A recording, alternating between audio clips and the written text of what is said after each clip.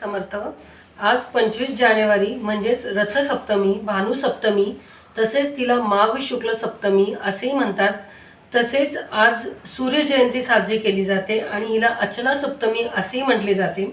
आज हा सूर्यदेवाचा प्रगटीकरणाचा दिवस मानला जातो. त्याच्यामुळे आजच्या दिवशी सूर्यदेवाची उपासना करणं, जप करणं, मंत्र करणं किंवा सूर्याला अर्घ्य देणं याला आध्यात्मिकदृष्ट्या खूप महत्त्व आहे. आणि सूर्यदेवामुळेच संपूर्ण पृथ्वीवर तेज येतं. त्याच्यामुळे तेजाची देवता आहे आणि तेजाच्या देवतेची आज आपण पूजा केल्याने नकारात्मक ऊर्जा नाहीशी होते. आपल्या जीवनातल्या वाईट शक्ती, अडथळ्यांचा नाश होतो. तसेच आपली आत्मिक शुद्धी होते. म्हणून आज तुम्ही नदी ठिकाणी, तीर्थक्षेत्री स्नान करणं, दान करणं याला खूप खूप महत्त्व आहे.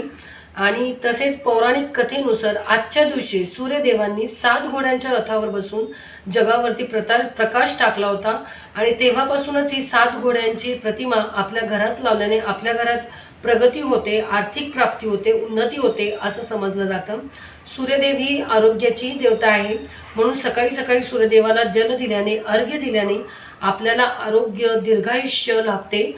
आणि म्हणून आंघोळ केल्यानंतर तुम्ही सूर्याला अर्घ्य दिले पाहिजे.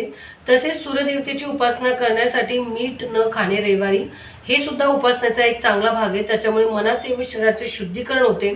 सूर्यदेवतेला गोड पदार्थाचा नैवेद्य विशेष प्रिय आहे.